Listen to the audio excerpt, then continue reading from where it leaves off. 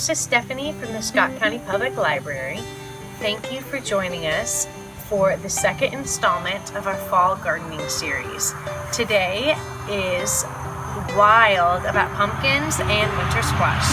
I'm here again with Nina Hansen. I'm at her farm in Milton, Tennessee. So today we are going to talk about methods of properly harvesting these gourds and pumpkins, and we're also going to show you a method to enhance the shelf life of them. That's right, I said right. And we're also going to talk a little bit about pumpkins and winter squash and different types and what they're best used for. So welcome to the farm. Get your shovel and let's go to the garden. All right, Nina, I see we have some different varieties here of pumpkins and winter squash. Could you tell us about some of them and what their strengths are? Sure. Let's start with the winter squash, the edibles.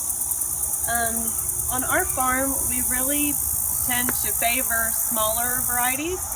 I think it's just easier when you're cooking to add one more of something instead of making way too much. So for a little single serving of spaghetti squash, this is a great variety called angel hair. It's just perfect. You can almost count it, one squash per each person eating. So if you're a family of 4, you would just need to do 4 of these. So this is really good. It has an excellent flavor, and it makes the little noodles really well. And then this is a new variety that we tried this year of acorn squash called Teddy Bear. Ooh. And it has an excellent flavor, so we're really happy with this little guy. Moving on to pumpkins and gourds, this is my favorite edible pumpkin. The name is not so easy to say, but it's something like Marina di Chioggi or something like that, but it's from Johnny Seeds. This is a great pumpkin for cooking, more for soups than pies. This is better for soups, and it's a specialty product, or produce rather, in Italy for like gnocchi. Oh my gosh. gosh. Gnocchi, this is what they use. And it's also a beautiful gourd pumpkin for the table. It is beautiful, and I would never really imagine. It's almost so pretty and just unique. And the eating inside that, is a very bright orange. Oh my gosh. Yeah, really, really good. Let's go with carving pumpkin. Our favorite carving pumpkin is this variety. It's called Knucklehead, which I love because I call my boys Knuckleheads, so they love it too. But it has these little warts all over it that are perfect for carving really fun Frankenstein faces for your jack-o'-lanterns. So that one's fun. Let's go with these two. This is a Gerardelle. There are some larger. Did you feel how heavy that was? It is. For its It's size. a heavy pumpkin. They're very dense pumpkins. They are edible. But this is a great one that tends to last a little longer. It has a good storage life, so it usually will go past Thanksgiving as far as for decorative purposes, and then you can eat it. That's the Gerardelle.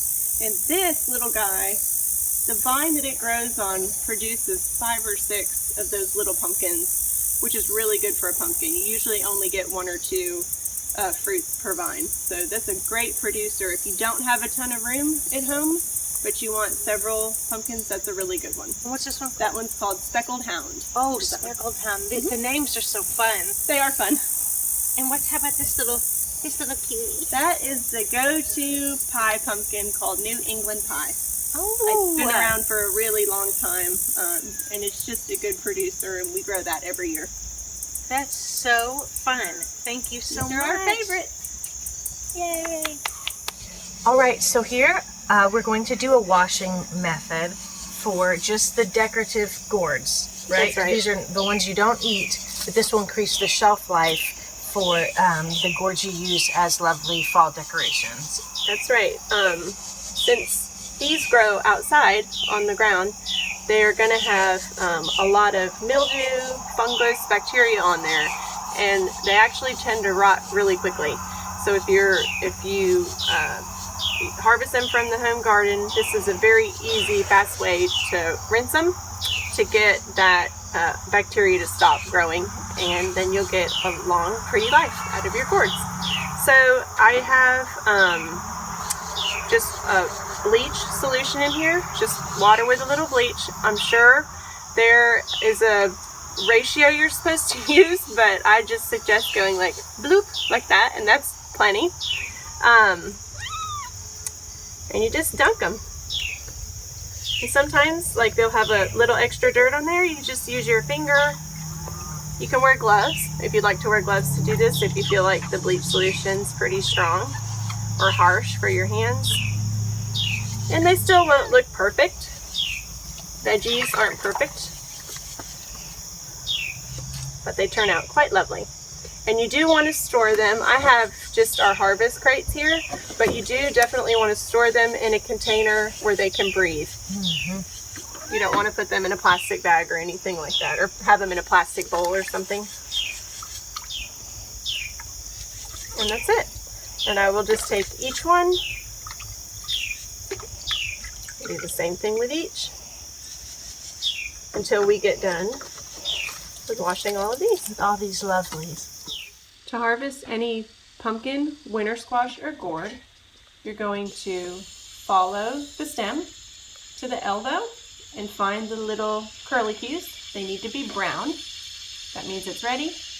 And you can also try to make an indentation with your fingernail. If it doesn't mark, it's ready to harvest. I like to cut a long stem because it gives it plenty of character. Thank you once again for joining us for Wild About Pumpkins and Winter Squash. Nina, thank you for having us on your farm. It's been a true pleasure, and I know I've learned a lot throughout both of these series. Sure, you're welcome. Anytime. Once again, this is Stephanie from the Scott County Public Library in Georgetown, Kentucky. I hope to see you next time. Have a good one. Bye everyone.